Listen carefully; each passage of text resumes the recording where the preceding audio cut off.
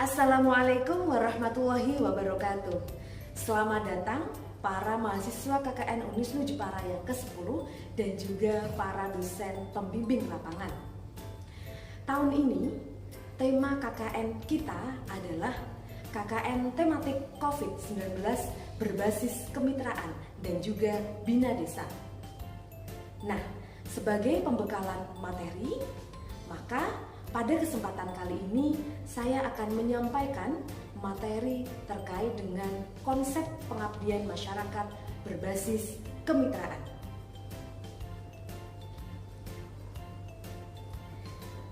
Pada kesempatan kali ini saya akan menyampaikan 4 materi.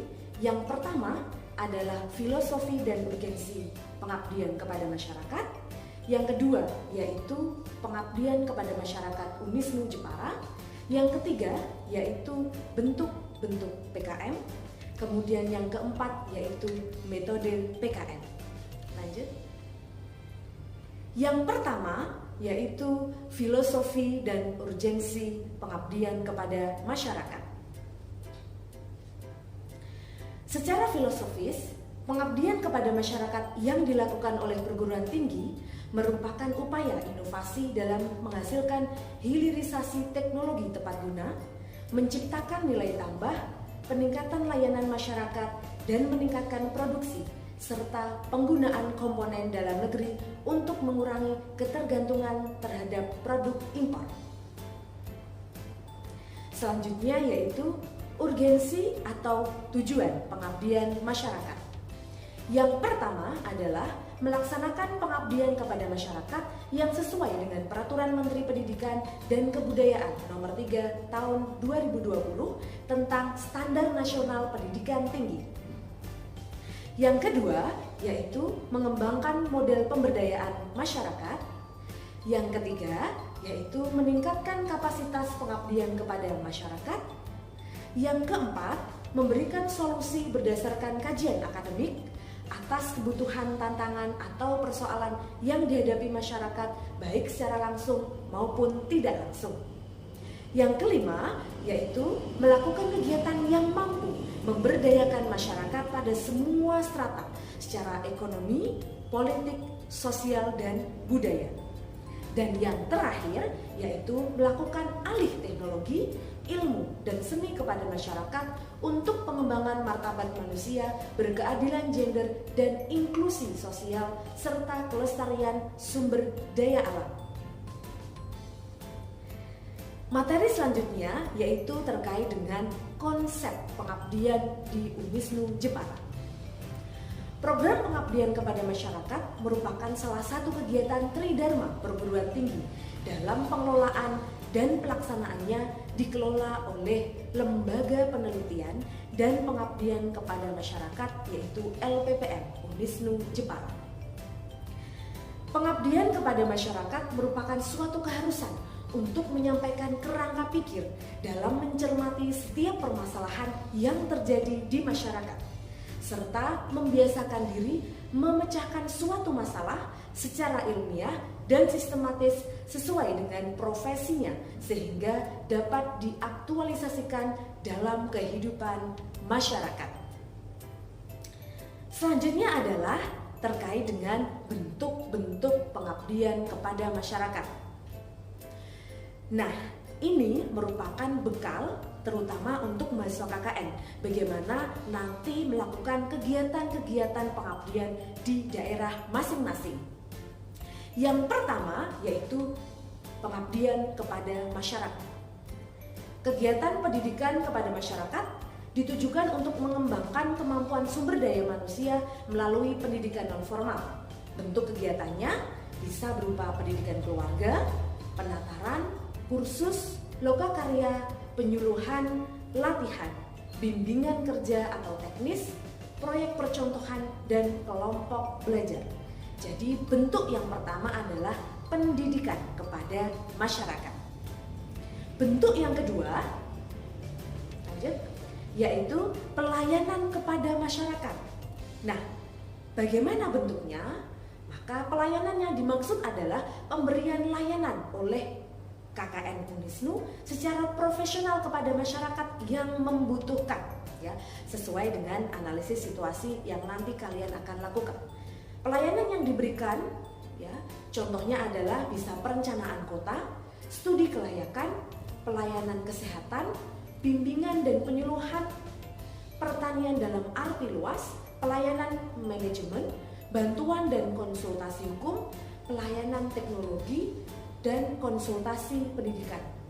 Juga konsultasi berbagai disiplin ilmu yang dimiliki oleh perguruan tinggi. Lanjut. Bentuk pengabdian kepada masyarakat yang ketiga yaitu pendampingan kepada masyarakat. Kegiatan pengabdian kepada masyarakat yang dilakukan secara intensif dan partisipatif agar tercapai kemandirian dari komunitas atau kelompok mitra. Selanjutnya adalah bentuk pengabdian masyarakat yaitu penerapan dari hasil penelitian. Nah, ini dapat berupa penerapan teknologi tepat guna, penerapan hasil-hasil penelitian, juga penerapan berbagai ilmu terapan. Ya, jadi nanti prakteknya ketika mahasiswa juga beserta dosen pembimbing lapangan yang memiliki hasil-hasil penelitian bisa kemudian diimplementasikan dalam pengabdian masyarakat sesuai dengan kebutuhan masyarakat. Bentuk pengabdian selanjutnya yaitu advokasi, yaitu kegiatan pengabdian kepada masyarakat berupa menumbuhkan kepekaan sosial, politik, dan budaya, serta kapasitas atau kemampuan untuk memperjuangkan dan memperoleh hak-hak sebagai warga negara. Selanjutnya, salah satu bentuk pengabdian masyarakat yaitu yang akan dilakukan KKN, kuliah kerja nyata, yaitu kegiatan intrakurikuler yang memadukan pelaksanaan tridharma perguruan tinggi yaitu pendidikan, penelitian, dan pengabdian kepada masyarakat dan wajib diikuti oleh semua mahasiswa program strata 1 pada perguruan tinggi. Selanjutnya yaitu bentuk pengabdian yang bisa dilaksanakan oleh mahasiswa KKN yaitu alih teknologi. Apa itu? Yaitu merupakan kelanjutan pengembangan hasil-hasil penelitian di perguruan tinggi yang tidak hanya sebagai proses teknologi, tetapi merupakan paduan proses ekonomi, sosial, dan budaya. Teknologi yang dipilih harus dapat langsung dimanfaatkan dan dinikmati masyarakat dan mampu menciptakan kegiatan yang selaras dengan kondisi sosial budaya masyarakat yang bersangkutan. Oleh karena itu, kerjasama DPL, arahan dan bimbingan DPL penting untuk penerapan alih teknologi. Nah, selanjutnya yang perlu mahasiswa pahami adalah terkait dengan metode pengabdian masyarakat. Ada banyak metode pengabdian masyarakat, dan biasanya ini adalah berbasis pada penelitian. Yang pertama adalah ada 3. Yang pertama adalah ABCD, kemudian Community Based Research, kemudian Participatory Action Research. Jadi, metode pengabdian masyarakat ini adalah model-model penelitian tetapi berbasis pada kemitraan, berbasis pada komunitas, dan berbasis pada pemberdayaan masyarakat. Yang pertama yaitu Asset-Based Community Development atau disingkat dengan ABCD. Merupakan sebuah pendekatan dalam pengembangan masyarakat yang berada dalam aliran besar, mengupayakan terwujudnya sebuah tatanan kehidupan sosial di mana masyarakat menjadi pelaku dan penentu upaya pembangunan di lingkungannya, atau yang seringkali disebut dengan Community Driven Development. ABCD, ya, pendampingan ini menggunakan ABCD yang mengutamakan pemanfaatan aset dan potensi yang ada di sekitar yang dimiliki oleh pemuda atau komunitas masyarakat. Oleh karena itu, masyarakat merupakan aset yang berharga bagi sebuah desa. Nah, metode ABCD ini juga bisa menjadi alternatif bagi mahasiswa ketika nanti kalian melakukan analisis situasi. Tahapan pelaksanaan ABCD yaitu ada 4 ya. Yang pertama adalah discovery, kemudian dream, design, dan destiny. Lanjut. Bagaimana dengan discovery? Yaitu proses pencarian yang mendalam tentang hal-hal positif, hal-hal yang terbaik yang pernah dicapai, dan pengalaman-pengalaman keberhasilan di masa lalu. Proses ini bisa dilakukan dengan wawancara apresiatif. Yang kedua, setelah melakukan wawancara apresiatif dengan masyarakat, dengan aset, ya, yang kedua adalah dream, yaitu berdasarkan informasi yang diperoleh dari tahap sebelumnya, maka kemudian mulai membayangkan masa depan yang diharapkan, mulai membayangkan perencanaannya. Nah, pada tahap ini, setiap orang mengeksplorasi harapan dan impian mereka, baik untuk diri mereka sendiri maupun untuk masyarakat. Nah, inilah saatnya orang-orang memikirkan hal-hal besar dan berpikir out of the box serta membayangkan hasil-hasil yang ingin dicapai. Yang selanjutnya, tahap selanjutnya adalah design, yaitu orang melakukan merumuskan strategi, proses, dan sistem, membuat keputusan, dan mengembangkan kolaborasi yang mendukung terwujudnya perubahan yang diharapkan. Yang selanjutnya yaitu tahap di mana setiap orang dalam organisasi mengimplementasikan berbagai hal yang sudah dirumuskan pada tahap desain. Nah, tahap ini berlangsung ketika organisasi, ketika mahasiswa, contohnya secara kontinu menjalankan perubahan, memantau perkembangan dan mengembangkan dialog, pembelajaran dan inovasi baru. Jadi metode pertama yaitu ABCD. Yang selanjutnya yang bisa menjadi referensi mahasiswa KKN dan juga DPL yaitu metode Community Based Research. Apa itu? Yaitu sebuah kerjasama dalam penelitian dan saling menguntungkan antara peneliti kampus, dosen, dan mahasiswa dengan komunitas yang bertujuan untuk sebuah gerakan sosial dan perubahan sosial dengan tujuan akhir untuk mencapai keadilan sosial. Jadi ini juga sesuai dengan salah satu tujuan pengabdian masyarakat, yaitu adanya terjadi perubahan sosial. Tahapan CBR yaitu ada 4. Lanjut. Yang pertama, tahap pertama yaitu laying foundation. Pengenalan terhadap gambaran umum kehidupan dan kondisi komunitas mitra penelitian melalui proses inkulturasi sebagai upaya trust building masing-masing pihak yang terlibat. Atau dalam konsep pengabdian yaitu berarti analisis situasi mitra. Step yang kedua yaitu planning. Ya, pada tahap ini beberapa asumsi yang berhasil diidentifikasi pada tahap awal ditentukan dan dipilih mana yang menjadi prioritas utama untuk dijadikan pertanyaan penelitian, metode apa, dan bagaimana teknik analisisnya.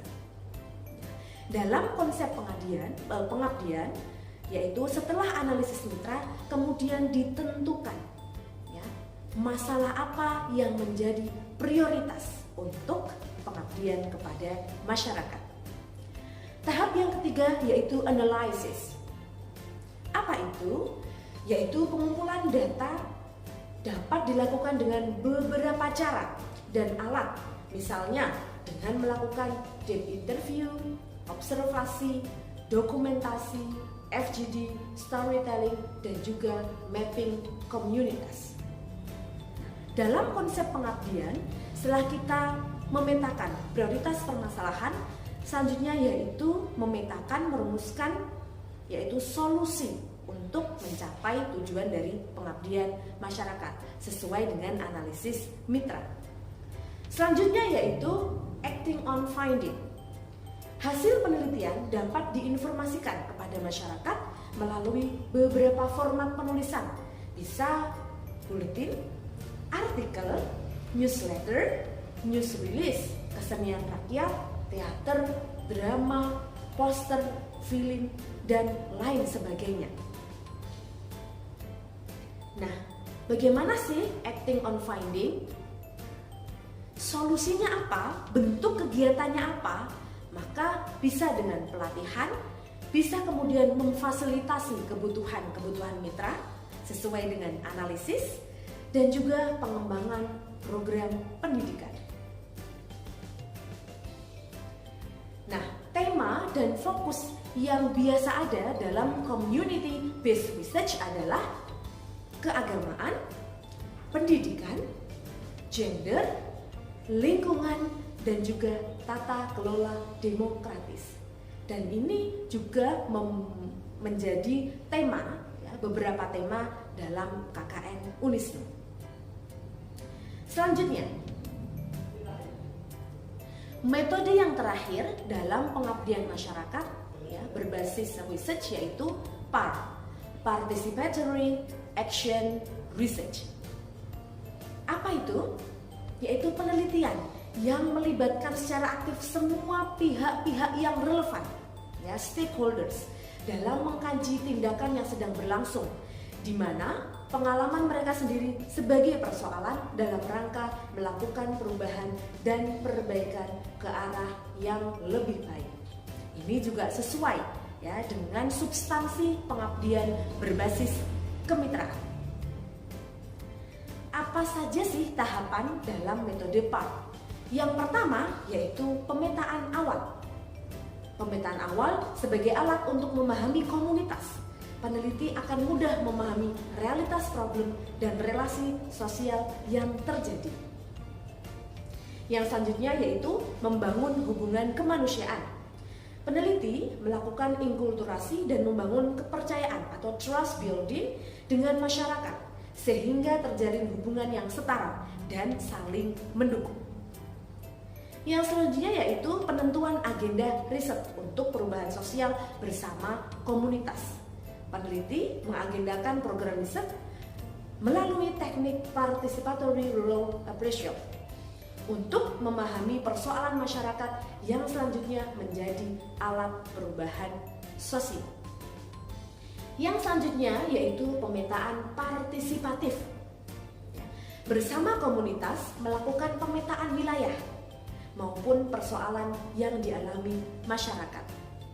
Oleh karena itu, dalam analisis situasi dan mitra, ya, dosen pembimbing lapangan perlu memahami, perlu memberikan arahan terkait dengan bagaimana cara menganalisis mitra, bagaimana cara melakukan pemetaan, ya, terhadap kondisi mitra atau daerah mitra. Selanjutnya, tahapan selanjutnya yaitu merumuskan masalah kemanusiaan. Komunitas merumuskan masalah mendasar hajat hidup kemanusiaan yang dialaminya. Selanjutnya yaitu menyusun strategi gerakan komunitas, menyusun strategi gerakan untuk memecahkan problem kemanusiaan yang dirumuskan. Selanjutnya yaitu pengorganisasian masyarakat komunitas didampingi peneliti. Dalam hal ini adalah pengabdi, membangun peranata-peranata sosial, baik dalam bentuk kelompok-kelompok kerja maupun lembaga-lembaga. Yang selanjutnya yaitu melancarkan aksi perubahan. Aksi memecahkan problem dilakukan secara simultan dan partisipatif. Oleh karena itu penting pengabdian berbasis kemitraan. Selanjutnya yaitu membangun pusat-pusat belajar masyarakat. Pusat-pusat belajar dibangun atas dasar kebutuhan kelompok-kelompok komunitas yang sudah bergerak melakukan aksi perubahan.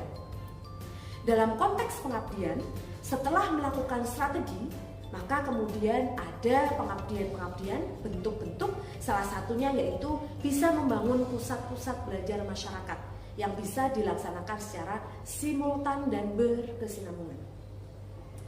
Yang terakhir yaitu refleksi teoritis perubahan sosial. Pengabdi bersama komunitas dan didampingi dosen DPL merumuskan ya, teoretisasi perubahan sosial. Selanjutnya, nah itu adalah terkait dengan konsep pengabdian masyarakat berbasis kemitraan yang bisa menjadi bahan ya, menjadi bekal bagi mahasiswa KKN dan juga bisa menjadi bekal dan bisa menjadi arahan untuk mahasiswa KKN oleh dosen pembimbing lapangan. Terima kasih, semangat untuk mengabdi kepada masyarakat. Wassalamualaikum warahmatullahi wabarakatuh.